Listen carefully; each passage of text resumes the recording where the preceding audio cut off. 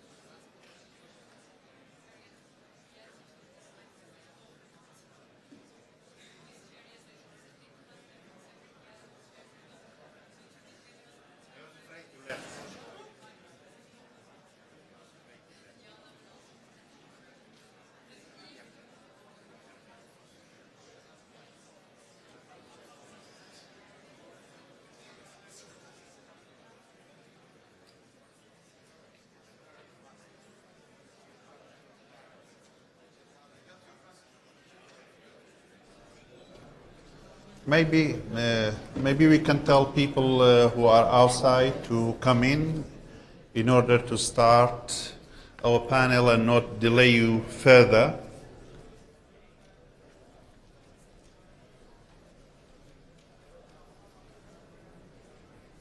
هذول كانوا موجودين هنا هم كانوا موجودين بس في ناس طلعوا برا يشربون قهوة وشاي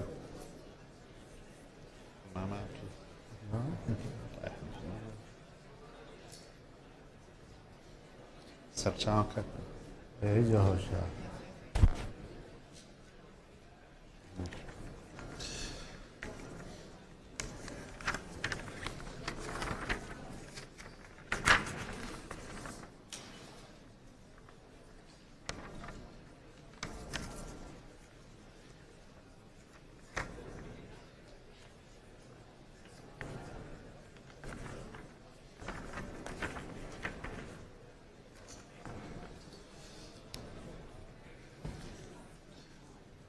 I think that we will start just for ourselves. Each of the panelists will have 7 to 10 minutes. It will be strict. I've been given this opportunity to be dictatorial for once, so I will use it fully. I'll enjoy it. Good afternoon, ladies and gentlemen, distinguished assembly. It's an honor and rewarding for me to chair such a distinguished panel in a distinguished setting of American University in Sulaimani. I thank the organizers and for all their efforts, and in particular Dr. Barham and with his board of trustees and everyone else involved at the university and beyond in organizing this year Sulaimani Forum. This afternoon's session is on the future of ethno-sectarian conflict in the Middle East. Unfortunately, sectarianism has become in our region, as you all know, the most dangerous weapons of mass destruction of 21st century. Saddam was himself weapons of mass destruction, and he used it against the Kurdish population and his neighbors and his own people, and with long-term effects health-wise and environmental-wise on its population. And sectarianism certainly has also its short, medium, long-term effects on our societies in the region and beyond. I have several distinguished panelists I have Dr. Mahdi Hafiz, whom you all know is a former Iraqi Minister of Planning. He was a member of the parliament, and also he is an economic and financial and developmental expert, worked for a long time within United Nations, and has been in politics for decades. And he is an Iraqi personality whom is known to all of you. We have Mr. Cengiz Chandar, who is a former advisor on foreign policy issues to President Turgut Özal, is a war correspondent, an author, a writer, a journalist, well known to all of you. He has written 7 books, among them on Iran, on Palestine, and the latest one on it's a journey in the history. It's the Orient Express analogy. It's called Mesopotamia Express, trip in the history. And he is a columnist and an opinion maker at various Turkish magazines, newspapers, TV shows, and we are honored to have you with us. And his wife Tuba, who is an author, is for the first time joining us to Kurdistan and to Iraq. They were in Baghdad as well and visited Karbala, so they are Hajj now and Hajj Maqbool. And we have our Iraqi British friend who is with us from Singapore, who is Mr.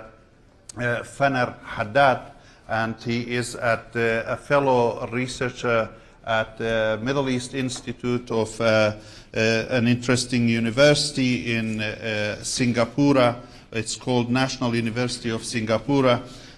We're supposed to have actually Mr. Mulakis, but apparently he will be not with us because the program is tight and the time is limited, and we wish to have him and to have feedback from the Balkans and the ethno-sectarian wars of Balkan, and what could be learned from that.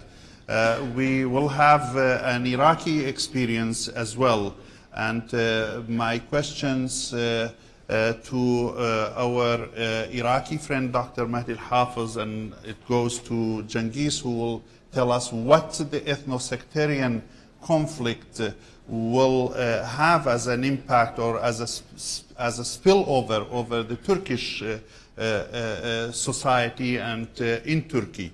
And you, Mr. Haddad, will tell us a bit more about internationally and regionally over a decade the impact of ethno-sectarianism. And what are the solutions, actually, beside identifying the problems? Dr. Mahdi will tell us how he sees the way out in Iraq in coming out of this impasse that we are finding ourselves in it in the region, a region which is torn by ethno-sectarian wars and crisis after crisis. The Syrian example, the Iraqi, the Sudanese, the Bahraini, North African, etc.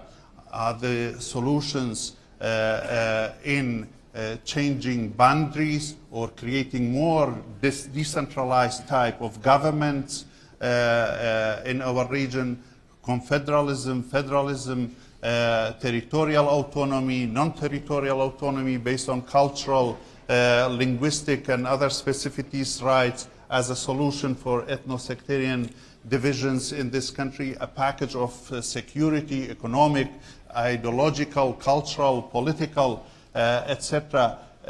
could be addressed as a solution to the people. These are some of the questions which are pertinent and for us all to know. We all know that many boundaries were changed from Versailles, from Westphalia Treaty of 1648 to Versailles 347 times. The boundaries of Europe changed, and many more times until the creation of 193 states members of United Nations. We have a legacy of the First World War of divisions in this part of the world, which are very vivid.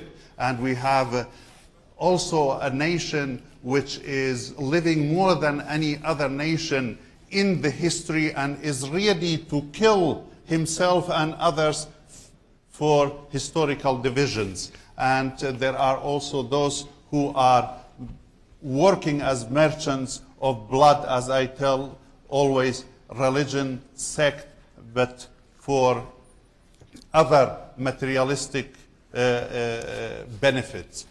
Without further delay, I will pass the floor to my good friend, Dr. Mahdi Al-Hafiz, to tell us about the Iraqi experience and the ways out of this crisis. Thank you very much. It is a great pleasure for me to take part in this forum. I appreciate this initiative, and I would like to thank Dr. Barham and the American University, because they have the thing quietly in the moment, because now we are passing very difficult period in Iraq and in some other Arab countries. As the other friends speak in Arabic, so I would like to speak in Arabic now and try to focus on 4 points. In my opinion, now Iraq is passing very difficult period. We cannot ignore the fact sectarianism is the major problem in Iraq now. So when we want to talk about this, we have to focus on 4 elements as follows. The first one is the Constitution. I don't think that the Constitution is correct and valid to Iraq in this period. The second one, I want to speak about the theory of balance between the different components.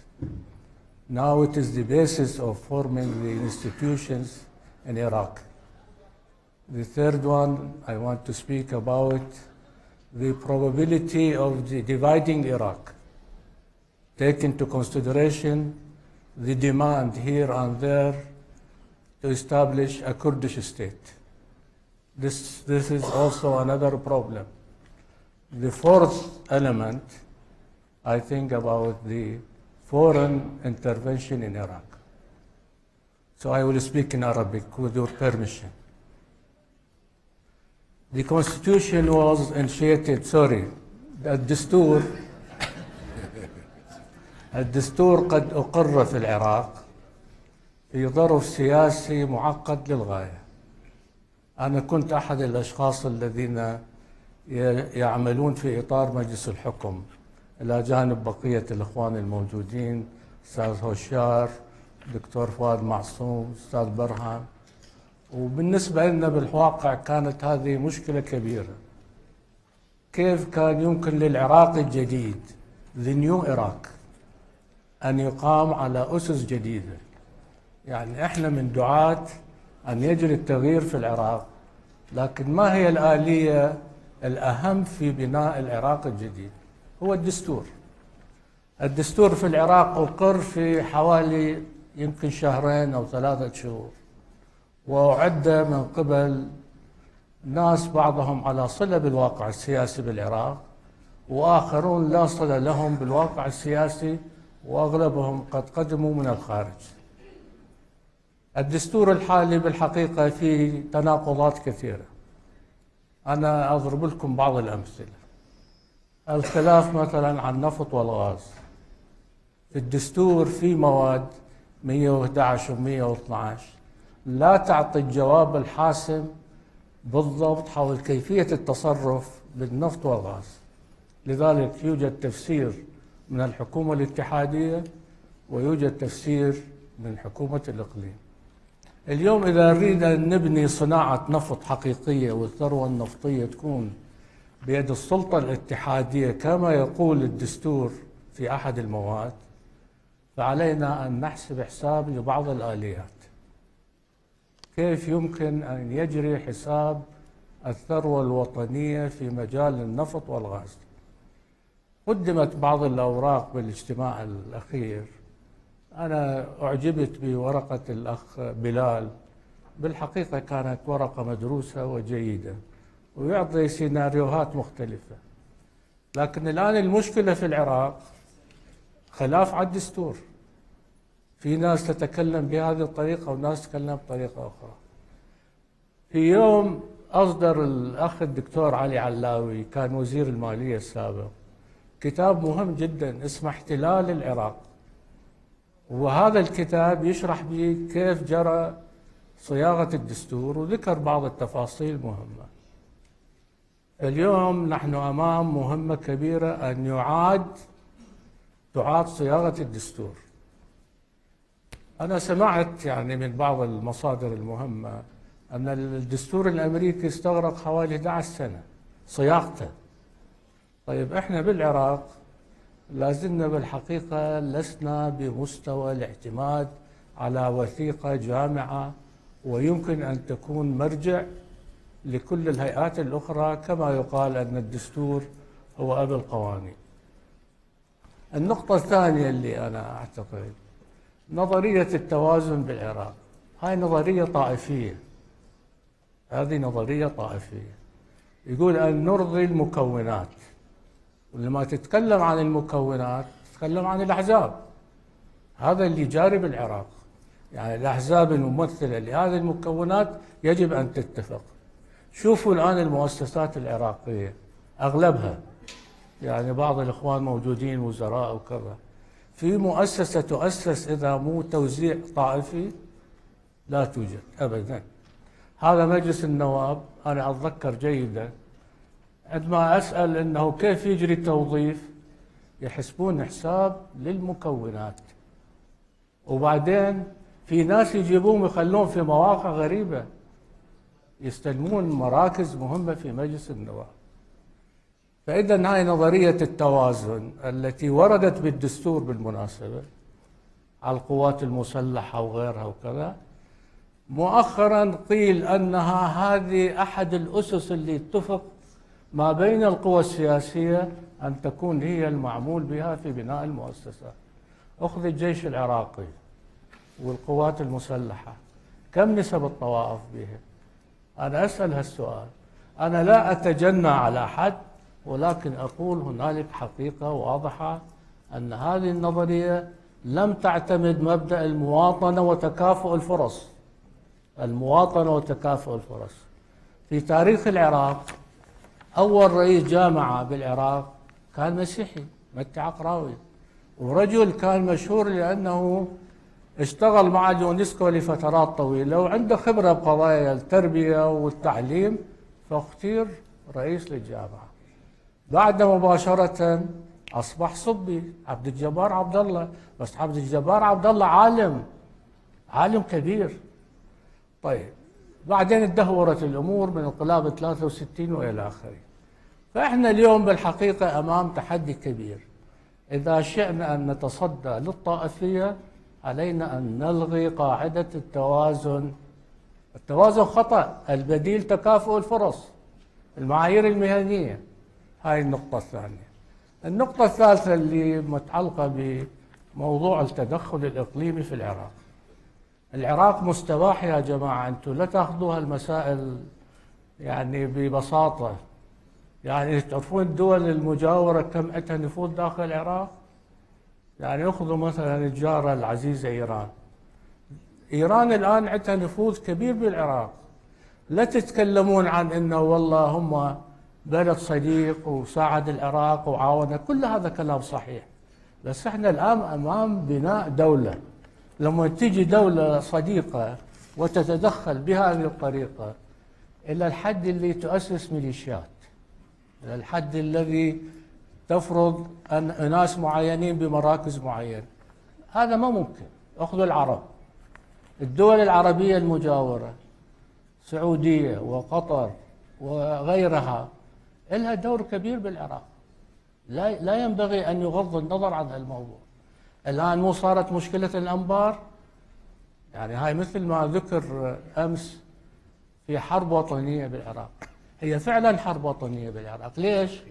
اجت هاي الفئات من الخارج، داعش والقاعدة والنصرة ومعروف، دخلوا بإسناد خارجي. أنا ما في شايف دولة يجي استباحتها بهذه الطريقة. دخلوا إلى الأنبار والفلوجة وإلى آخره. طيب هذا مو سؤال مهم الآن يطرح؟ في مطالب مشروعة عند الشعب الأنبار والفلوجة يجب أن تحترم. هاي الطائفية عملت بينا عمايل ما معقولة بالعراق. ليش صارت مشكلة الأنبار والفلوجة؟ لأنه كان هنالك سياسة طائفية. النقطة الأخيرة بالحقيقة اللي أعتقد مهمة، نتكلم عن موضوع الدولة الكردية.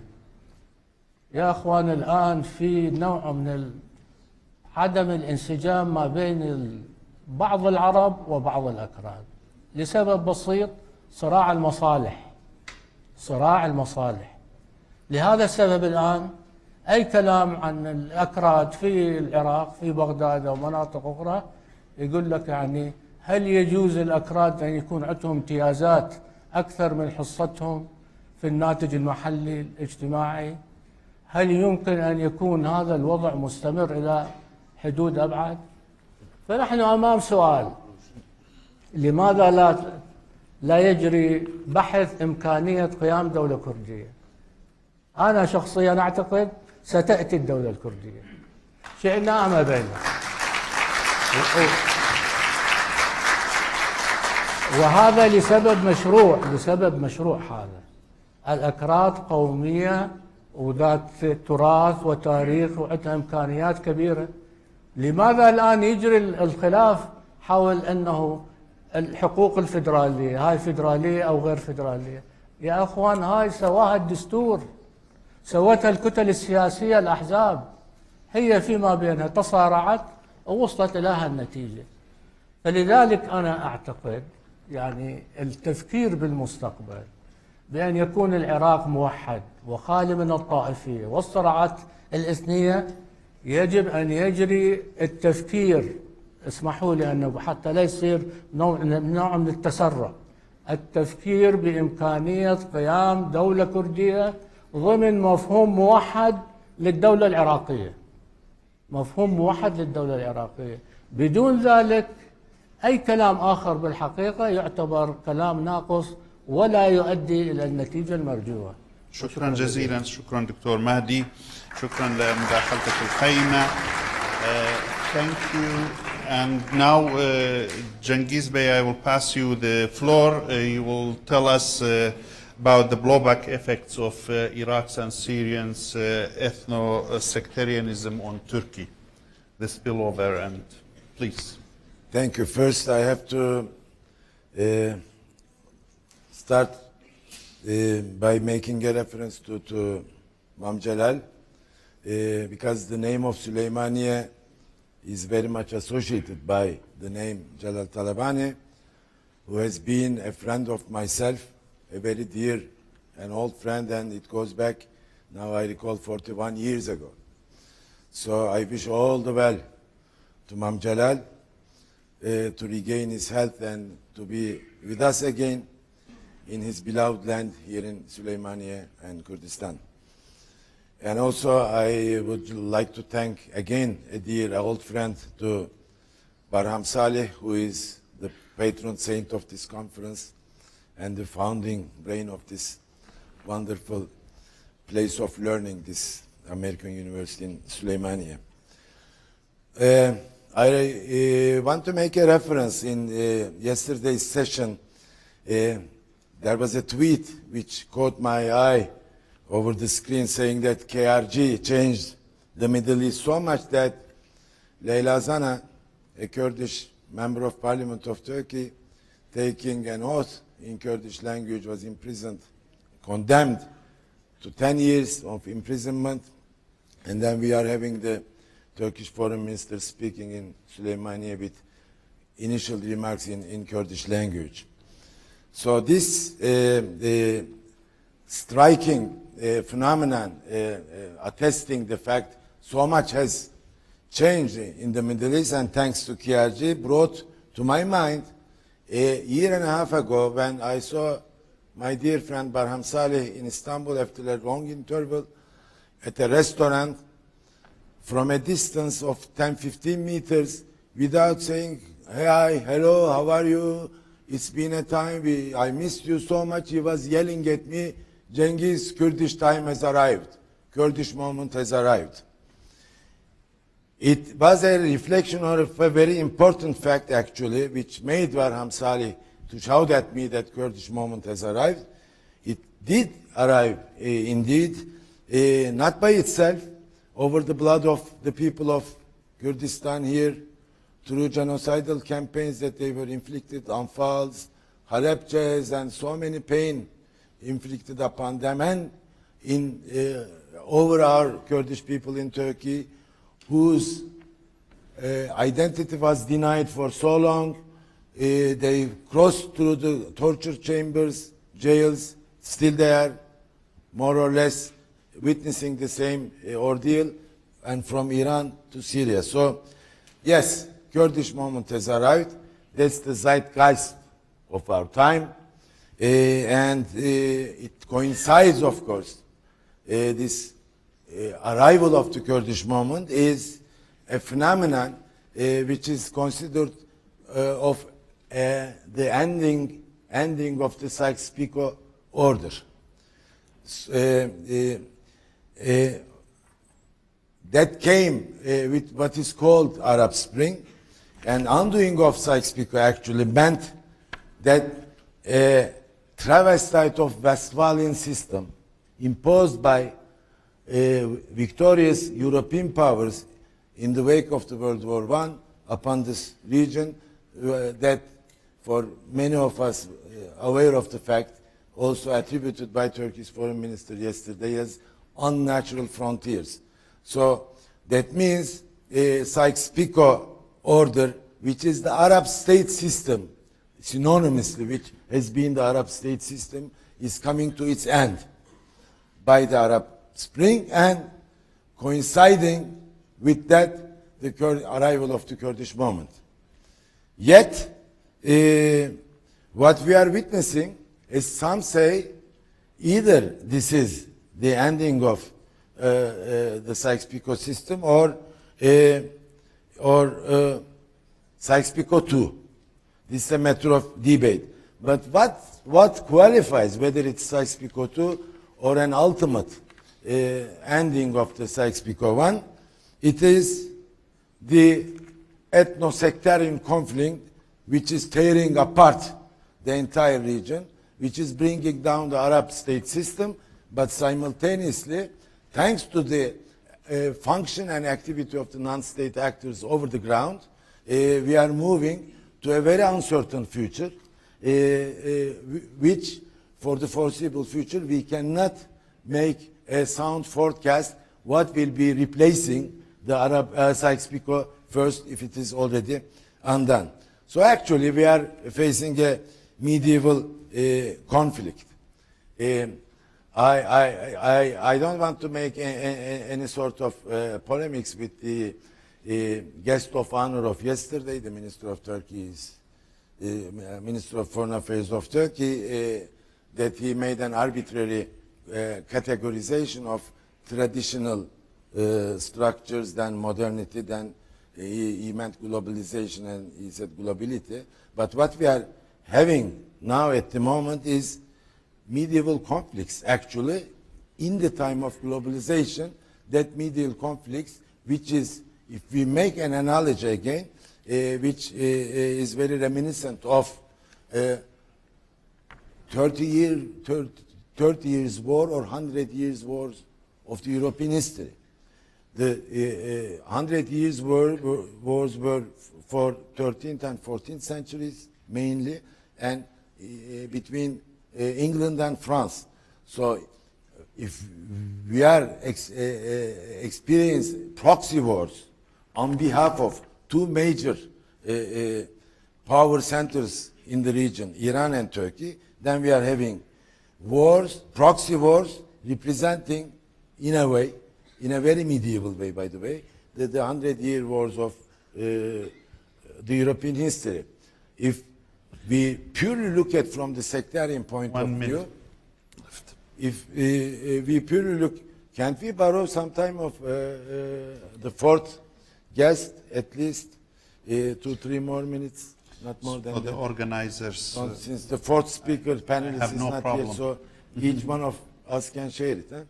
So, anyway, so it's fine. I I'll will try to enjoy to conclude become it. for 5 more minutes longer a dictator, so it's not an issue. for me. Well, I'll take not more than 3 more minutes. So, if you look at purely from the viewpoint of the sectarian conflict, it's reminiscent of the 30 years war from 1618 to 1648, which is happening in the 21st century. And with it comes, as somebody very deftly described yesterday, Sunni circle against the Shia crescent, but when he said the Sunni circle, which degenerated into Al-Qaeda franchises, that some criticized Turkey for supporting. U.S. criticizes Turkey implicitly. Some Kurds, not all Kurds, which means mostly PYD in Syria, criticize Turkey of aiding, assisting to Al-Qaeda franchises. And I witnessed in the center of Iraq, Maliki people also, less than implicitly, making again the same sort of criticism. If you would put that question yesterday to the Minister of Foreign Affairs, he would refuse it. If you put this question to Prime Minister of Turkey, he will get berserk. He gets very nervous about it. And they always will tell you that Turkey never supports Daesh, which is correct. But whether Al-Nusra was supported, not Daesh, but Al-Nusra was supported by Turkey, it's a matter of debate. Whether if it is not Al-Nusra, some components of the Islamic Front in Syria, it could be Ahrar al-Sham, Hafid al-Rasul, Suqur al-Sham, al-Tawhid. So what are the difference between these groups and Daesh and Al-Nusra? For me, it's like Schengen frontiers of the European Union. If you get a visa from one, you can move among the other Salafi groups without any checkpoints or visa requirements or custom checks. So, but what brought Turkey into this? It was the Syrian conflict, and Turkey found itself in a sectarian axis along with Qatar and Saudi Arabia. So this sectarian conflict in the region is tearing apart not only Syria but threatening this country as well and destabilizing Turkey, Jordan and Lebanon equally. So I will be concluding that in this sense, for Turkey, particularly influenced by the developments in Syria, the Alawi majority, I don't know why in the English language, when they speak about Alawites in Turkey, they write it A-L-E-V-I. They are Alawis, but when it comes to Syria, it's A-L-A-W-I-T-E. So they are Alawites. Basically, they are Alawites. They are the same sect with different denominations between them. So the Alawite minority feels affinity in Turkey with the Syrian Alawites, coupled with the domestic agitation confronted by the regime, which the power in Turkey calls New Turkey. But with it, the coherent Turkish state coming to play a dominant role in the Ottoman Empire's former Arab provinces, including Iraq, has been shattered. So I would be going on with some analogy concerning Turkey and the KRG, but let's leave it to the second round. Thank you, Cengiz Bey. Now I pass the floor to Mr. Fanar Haddad, who is from Singapore. And he's a fellow researcher on Middle East, and he will tell us more about the region-wide impact of 2003 and the region-wide change that took place and the sectarian relations in the region and beyond over the decade. I don't know how you will summarize all this in problems of a decade within these few minutes, but good luck. Good afternoon, everyone. Firstly, my sincere thanks to the American University of Iraq for inviting me to contribute to this splendid conference. It's really an honor to be a part of the Sulaimani Forum this year. Echoing what you just said, I'll be honest with you, actually my money is on the Q&A being far more interesting than my presentation, because frankly the subject of sectarian relations, here meaning Sunni-Shia relations specifically, is so massive that there's really no way I can squeeze everything into just 10 minutes.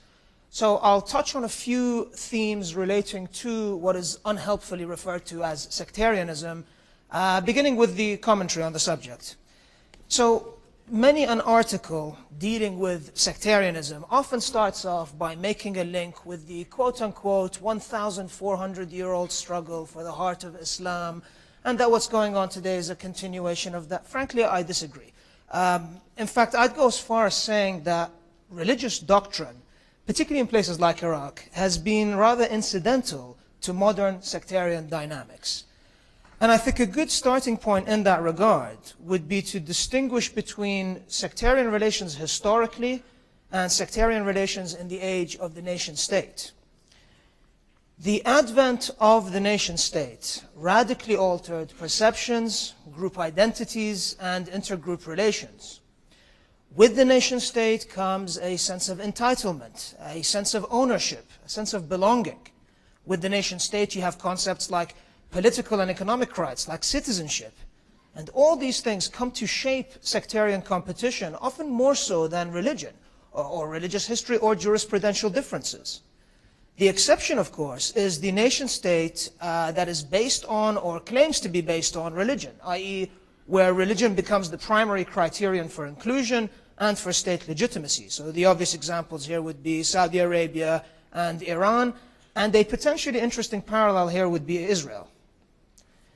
Now, leaving the exceptions aside, sectarian competition within the nation state has, throughout the 20th century and up until recently, been heavily intertwined, not so much with religion as much as with the nation state and ultimately nationalism. So to illustrate the difference between sectarian dialogue or sectarian competition within the nation state and transnationally, imagine a sectarian discussion, for want of a better word, between, say, a Lebanese Shi'i and an Indonesian Sunni. Such a discussion would likely revolve around wilaya, the companions, the imams, in other words, religious truths. Now imagine a similar conversation between an Iraqi Sunni and an Iraqi Shi'i.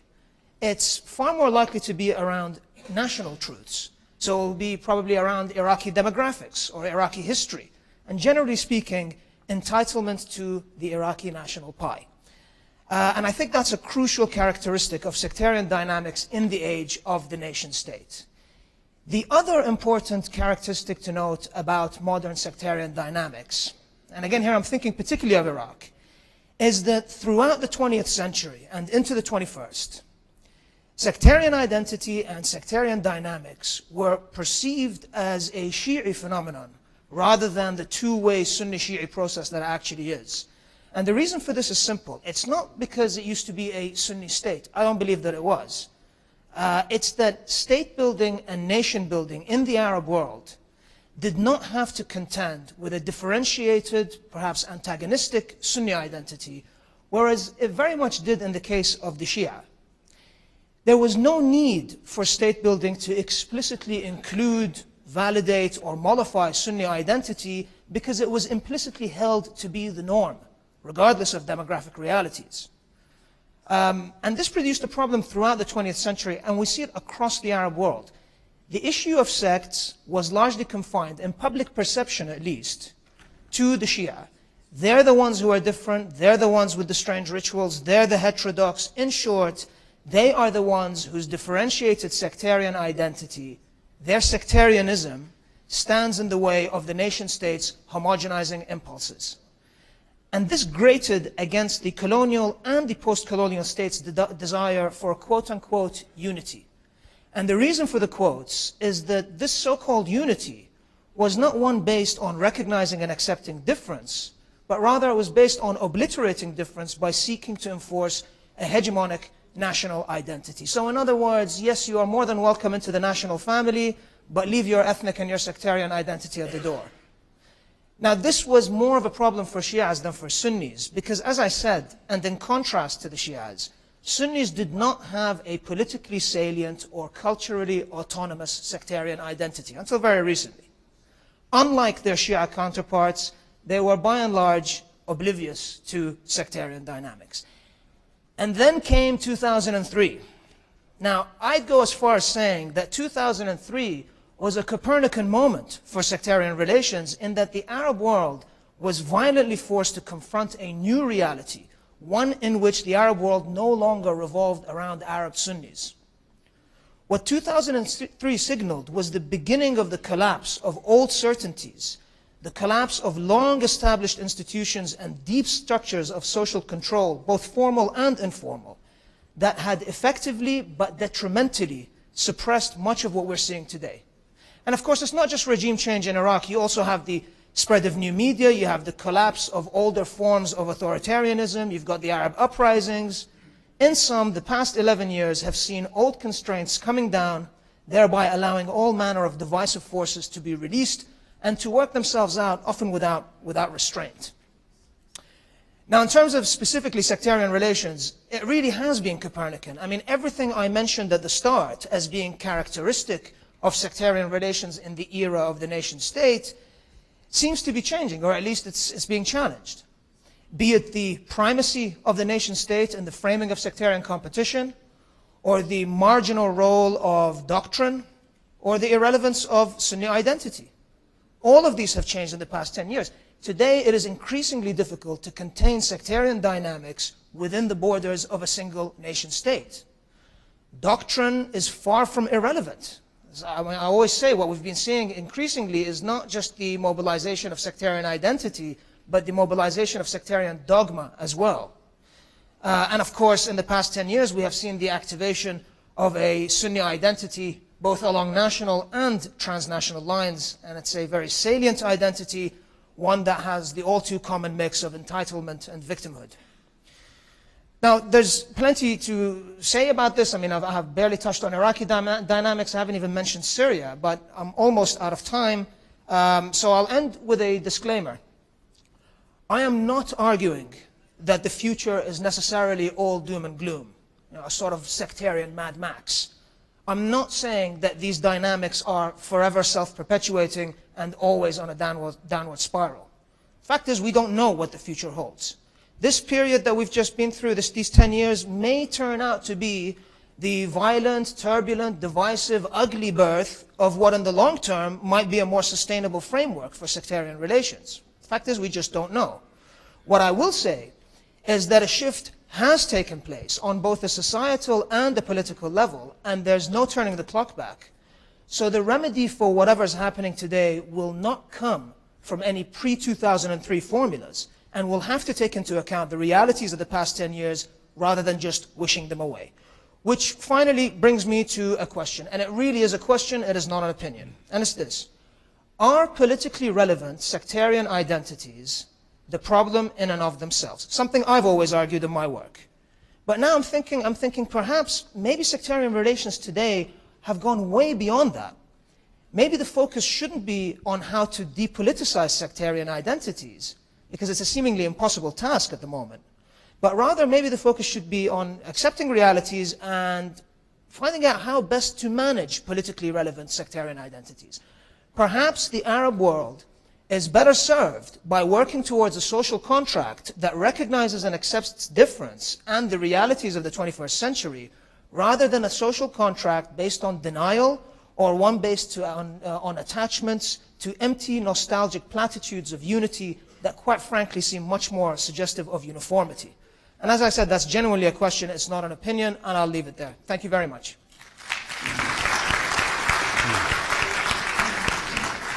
Thank you indeed. Before opening up to the audience for questions, I have a few questions for all of you. Yugoslavia collapsed. 6 republics came out of it. We all are aware about the Balkan wars historically and Balkan division, and it ended up with one of the most atrocious crimes of 21st century in the post-Second World War era was Srebrenica. And then African continent saw one of the fastest genocides in mankind's history after the Second World War between Hutus and Tutsis. Examples goes on in various places. So ethno-sectarianism is not linked to any religion in particular or any region in particular. It's much wider. Lessons needs to be learned from all sides. Is there a room, a possibility in this region, which is divided between 2 axes, the Iranian-led in one hand and the Turkish, Qatari-led, the Saudi with their allies today in Egypt, and we don't know how it will expand in the future. Is there a room for reconciliation? Is there a room that we raise above the profile of this region and create our own geopolitical, geostrategic, geoeconomic pole in front of South Korea, Japan, ASEAN, European Union, American states, etc. There are others who have created their own regional institutions economically, politically, etc. And yet our region is in the business of slaughtering each other on a daily basis. Dozens of car bombs in Baghdad, in Aleppo, in Damascus, and beyond. And people are somehow laughing at us in the world. I go to universities in various countries and students are asking me, why you on earth on the 21st century in the name of Shiism and Sunnism, you are killing each other and doing this to yourself, and that the death has become a belief that youth originated from our region who are based as migrants. Their parents came as migrants, refugees living in Belgium, in London, in Paris, in Milano, in Scandinavia, in Germany, that they come and blow up mosques, schools, etc. The relationship between sectarianism and terrorism has become so thin, so narrow. Is there a room for a cooperation between peoples and religions and cultures of this region, despite of these different and diverse identity that we have failed to embrace and manage it? Pluralism and diversity, we failed to manage it in our region, which has caused so many problems. This is something that we should carry with us and reflect on it. I said this to Mr. Mohammed Jawad Zarif and Daoud Oghlu in a conference, Pagwash conference in Istanbul. And both are responsible, both countries, and we are all responsible for what are going on. Is there a possibility for cooperation and to come out of this impasse? You refer to the constitution, to certain issues in Iraq, but there is more which is needed, more type of supranational strategies, supranational approach to solve these issues. الطائفية بالعراق ليست ظاهرة جديدة. يجب أن تعرف هاي الحقيقة. الطائفية لها عمر طويل ومرتبطة بالأساس بالصراع ما بين المذاهب. منذ أن قتل يزيد الحسين بدأ الانفصام ما بين المذهبين السنة والشيعة. اليوم نحن في العراق نواجه هذه المشكلة كمشكلة وطنية. لم تعد المشكلة مشكلة مذهب واحد، وهنالك دول بالمنطقة سواء الموالية للشيعة أو الموالية للسنة تتدخل في العراق بدافع طائفي. فإذا شئنا أن نجد حلا، سؤالك الأول كان ما هي إمكانيات الخروج من هذا المأزق. هذه تكمن أساسا في بناء دولة مواطنة قائمة على أساس تكافؤ الفرص، حق الإنسان بالوظيفة الجدير بها، أن تبنى مؤسسات الدولة على أسس مختلفة. بدون ذلك يصبح الحديث بالحقيقة حديث طرشان، لا نستطيع أن نصل إلى شيء. اليوم في العراق لولا الطائفية لكان العراق الآن ممزق لأسباب أخرى، بس هذا سبب كبير الآن اللي يعيش العراق. تسألني عن المنطقة ككل، هنا صراع بين المذاهب بين الأديان. لماذا أوروبا صارت شيء مختلف؟ لأنه أسسوا دولة علمانية، لأنه احترموا كل الناس كل المواطنين، واعتبر أنه الشخص الجدير بهذا المنصب يناله عن طريق المعايير المهنية، مبدأ تكافؤ الفرص. تعرف الأمم المتحدة مبنية على هالأساس؟ ما حد يسأل مذهبك ودينك وانتمائك الديني، هذا ما يسألون عنه. فاليوم احنا بالعراق للأسف الشديد أقولها، الحالة اللي موجودة بالعراق حالة سيئة للغاية، لأنها دولة طوائف ليست دولة الوحدة الوطنية. إذا هذه ما تحل على أساس دولة المواطنة فتبقى المشاكل مستمرة من الآن وإلى فترة قادمة. نفس الشيء اللي حصل في مصر، ذكرت حضرتك مصر وتركيا وبلدان أخرى. ليش الوضع تطور في تركيا عندما صارت حركة التغيير في تركيا في بداية القرن؟ لأنه اعتمدوا مبدأ العلمانية بالدولة وانطوا فرص للجميع أن يتقدمون بما يؤهلهم لأن يأخذوا. هذه مشكلة كبيرة الآن بالعراق وبالعالم العربي. لبنان يواجهها، سوريا تواجهها، ليبيا الآن، تونس حتى فيها مشكلة ولو أخف. بس هذه قضية خطيرة جدا لا ينبغي الاستهانة بها. إذا أردنا أن نبني دولة مواطنة وقانون بالعراق علينا أن نلغي الطائفية. شكرا. جنجيز بي. Well, I think to find a response to the question whether there is a room for reconciliation, I think we have to be less romantic and more realistic. And the reason I was making analogies with the medieval European history, it took 30 years for Protestants and Catholics to get exhausted and to come to a reconciliation, end up in a Westphalian system which endured for many centuries, or 100 years wars, in order to form a balance between two sides of the English Channel and ended in a consort of Europe. So the question for us, for our region, for our Tawaif, is whether we spent all or exhausted all our energies. Did we? In Iraq, in Syria, we just started. With a very strong memory it seems we have never forgotten Karbala, Küllül Ardın Karbala, Küllü Yevmen Ashura is still very vivid in our memories. Yazid, Imam Hussein analogies, and now, thanks to the emergence of Iran and Turkey in the aftermath of the Cold War, which the unipolar system replaced the bipolar system, to fill the vacuum of the region.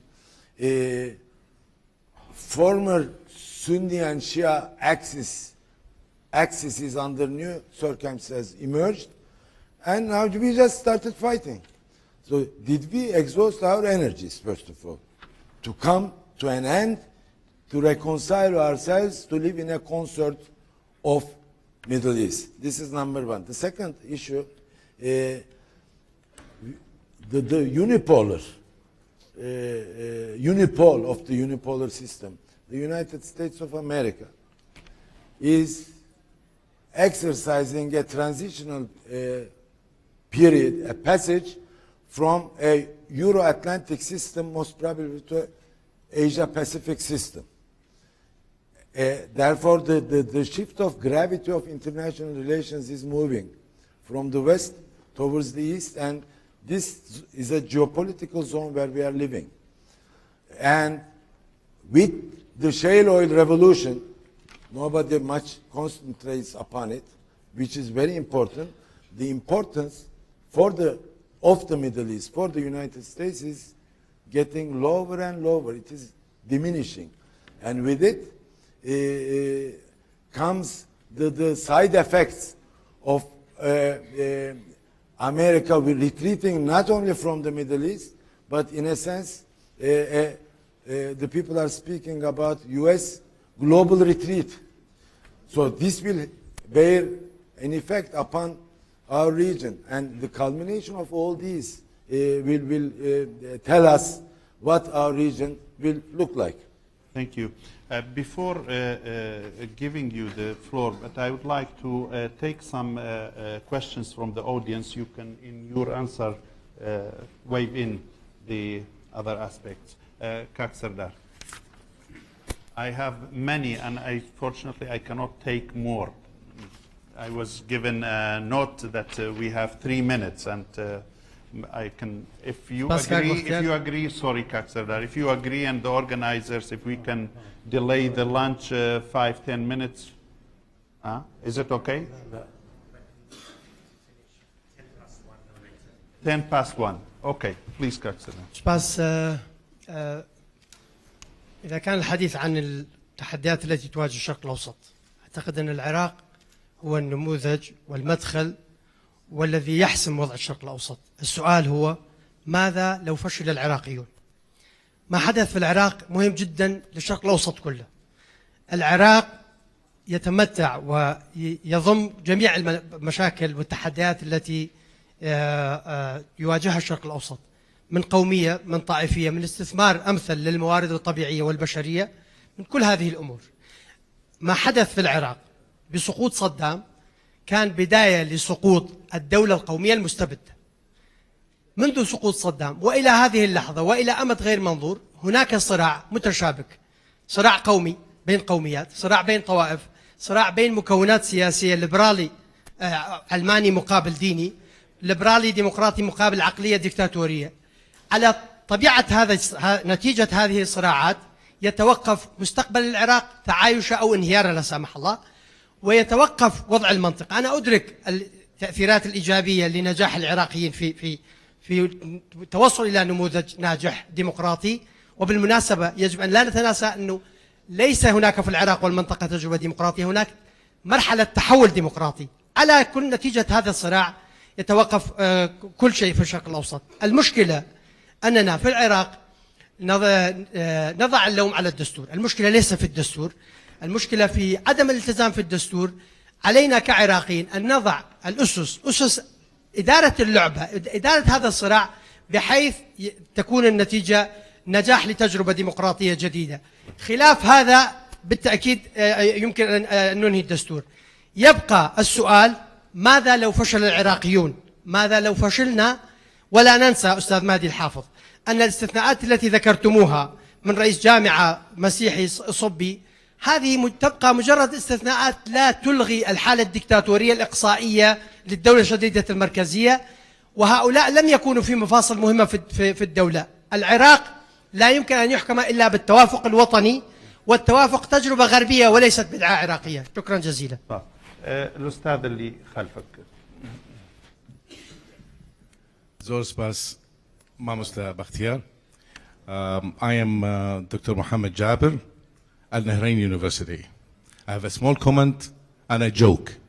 I think this beautiful audience deserve a joke. In medicine, we have a term called contamination. In this process, a sick creature, I'm saying creature, not a human being, because it's in animals. A sick creature can transfer the sickness to a healthy creature. This process is utilized in our topic today, which is sectarianism and regionalism. It has been transferred to us, and we are transferring it to our children. Now, the joke. Now, for those people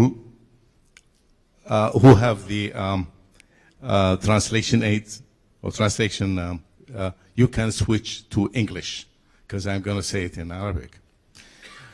اكو واحد طفل سأل ابوه قال له بابا اني شيعي لو سني؟ قال له بابا انت بطل من ابطال الكرد البيشمركة. قال له زين وامي؟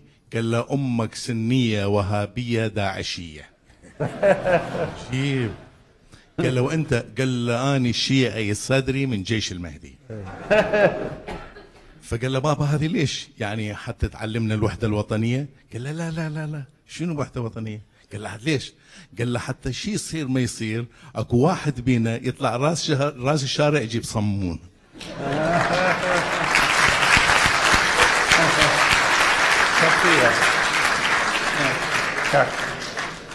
I have this, Mr. Dr. Hashimi, and then I have the gentleman there. I have written down your names in order. Thank you very much for I have written down. giving me a time to ask this question. First of all, I think it is the question of power. Political factors are more important than the religious. Religious factors are just part of the power issue. Now, in the process of the building new Iraq, you had a policy of de-Baasification, which mainly targeted Sunni population, for example. So sometimes it is the political drive which makes things worse rather than the religious inclination, I think.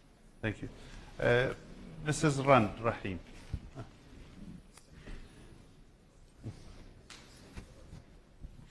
Thank you, Bakhtiar. First of all, thanks to the panelists. It was an excellent presentation. أريد أعلق على موضوع الدستور. الصوت شوي. علي صوتي. الحقيقة اللي صاغوا الدستور ولو يمكن حضرتك كنت باللجنة، لكن اللي أثروا في صياغة الدستور هم مجموعات اجتي ويا مظلومية. An identity shaped by a sense of victimhood. And this is what went into the Constitution. It was an expression of their victimhood and a desire for redress for victimhood. And this is why we see that the Constitution is in fact contradictory between this desire for redress of victimhood with the unifying notion of citizenship. It doesn't add up. And right now, we are creating a new victimhood within the Sunni community in Iraq, it is actually backfiring on us. So this is a structural problem in Iraq that is historical, and we're creating a new part of this history. One of the things that I wish you had mentioned is that what came up as identity politics and so on has now become the politics of spoils. In other words, those parties which started off by an identity based on their historical victimhood and are now in power, they are now in power in the name of ethnicity, in the name of sectarianism, but actually because the revenues of the state and the spoils of the state accrue to them, and it has become inseparable from their projection of this identity. And unless we can separate the revenue and the spoils aspect from the state structure, from the ruling parties and from government, I don't think we will be able to transcend sectarianism and ethnic politics in Iraq. شكرا. الأستاذ اللي هناك بالزاوية. The gentleman there, please. Thank you very much, Kawa Besarani. I thought it would have been better if we had a Kurdish speaker to give them a Kurdish prospect for what's going on in Iraq and the future of the Kurds in the panel. However, from my opinion, the Saddam's regime has contributed badly to the deepening of the sectarian issue in Iraq. But in the last 10 years, since 2003, my opinion is as well that the elite politicians have failed to build a statehood in Iraq. And in fact, they have contributed deeply in the sectarian conflict in Iraq. So for my question to the speakers are, what do you think about the prospects of the other alternative, of the democratic, civil, secular options, and what you see in the future for that options? Thank you. The gentleman there, and then we have the lady. Erakak. Bo era. Amdiu.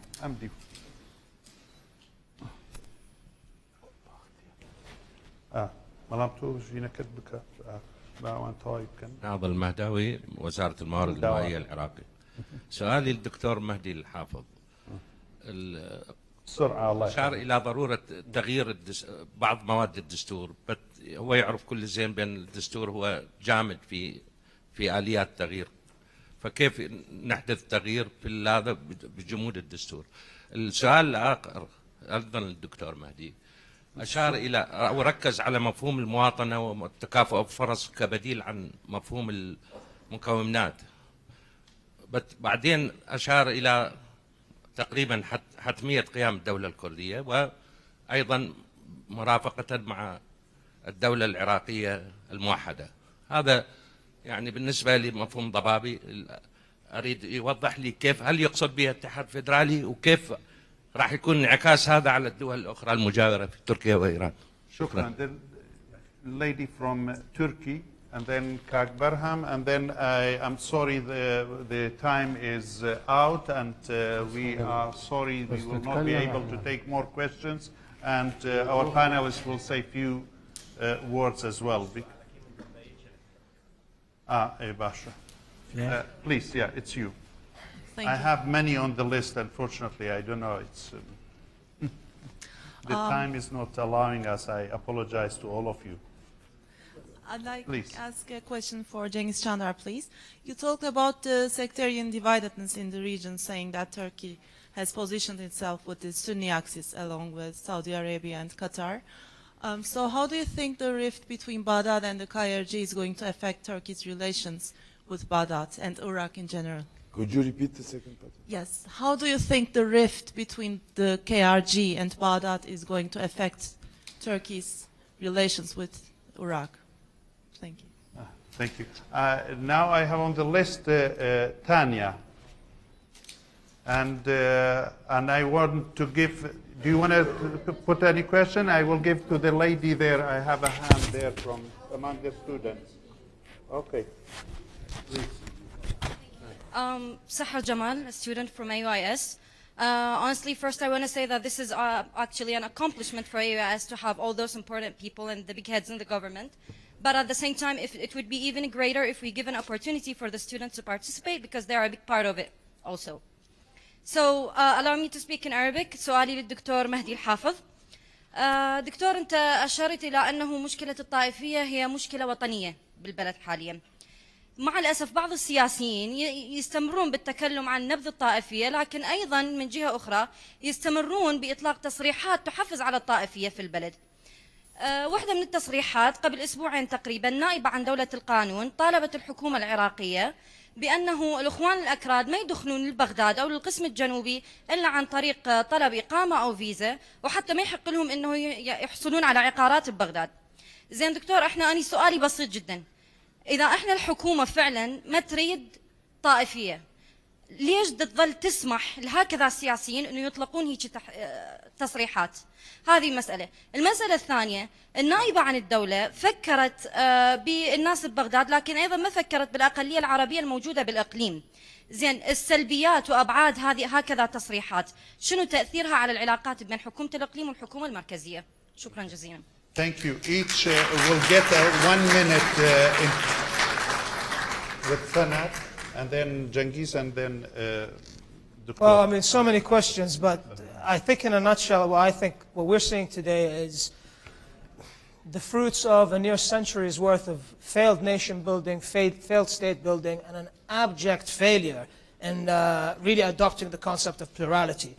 But a really important point that touches on many of the questions that have come up, and also to what Dr. Mahdi said, I agree with Dr. Mahdi that muhassasa is a major problem. I mean, how really do you want to transcend sectarian division in a system that is based on sectarian division or ethnic division? Muhassasa, I mean, the point is identity politics are not an anomaly in Iraq. They are the system.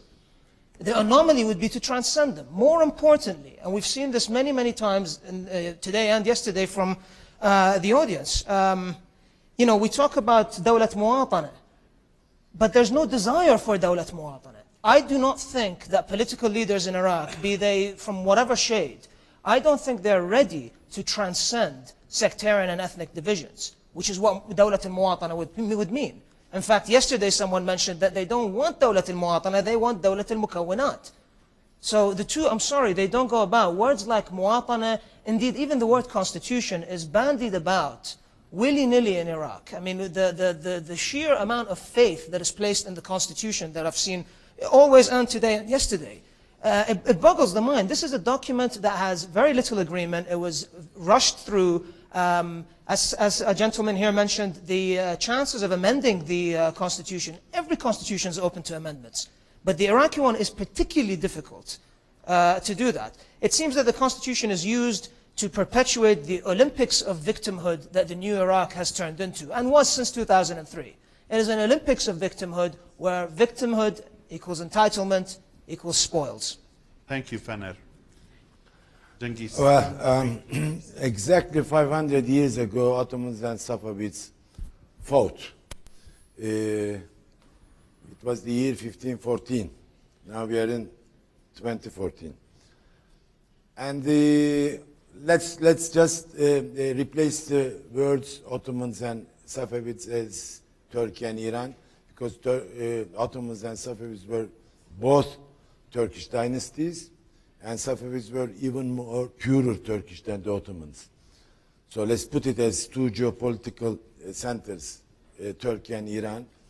And Turkey won against Iran. Ottomans won against Safavids, thanks to the Kurds, because Kurds allied with then Turkey on the basis of Sunni common denominator. So they won. And until now, until very recently, until the breakup of the Ottoman Empire, Iraq was predominantly under Ottoman control or Turkey control, but a battleground by proxy between, between Turkey and Iran. Today, we have a situation that Turkey and KRG is having a honeymoon, which is fine, which is very good. But I have to bring into your attention that the Turkish comeback to the Middle East, new opening, was coined in Mr. Davutoğlu's words, zero problems with the neighbors. We had only one problematic relationship in the neighborhood, that was with the Kurds here.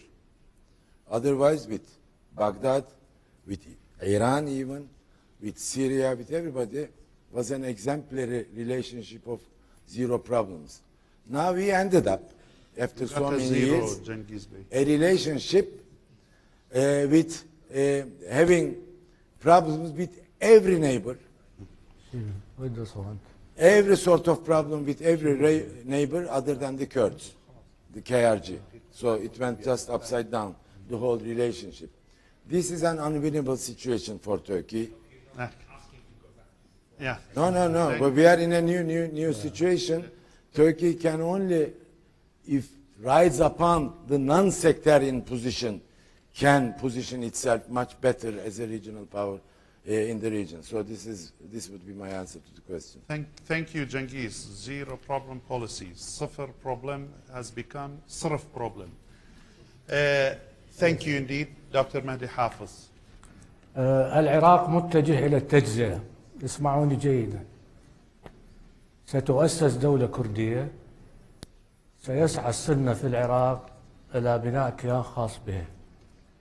والشيعة في العراق سينطوون على أنفسهم ويعيشون في تناقضات مستمرة. هاي صورة المستقبل في العراق. هذا الدستور عندما كتب وضعت به مادة دكتور فؤاد موجود.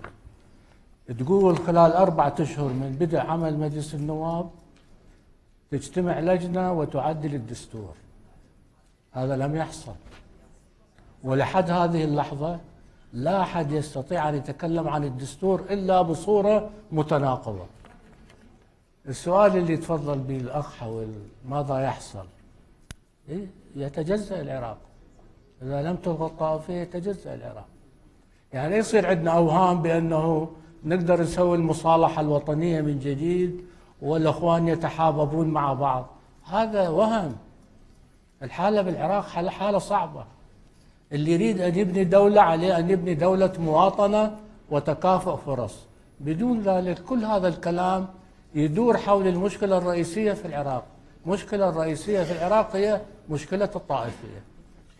شكرا جزيلا. شكرا للجميع. I apologize to all of you, the audience who were not able to get their questions to us, and to the panelists for the shortness of time. So equal dissatisfaction sometimes, not always, is the best compromise. So my apologies and gratitude to Dr. Baran and the university. Everybody, we're breaking for lunch until 2:10, and lunch is on the ground floor, but please be back at 2:10 for the investment panel. Thank you.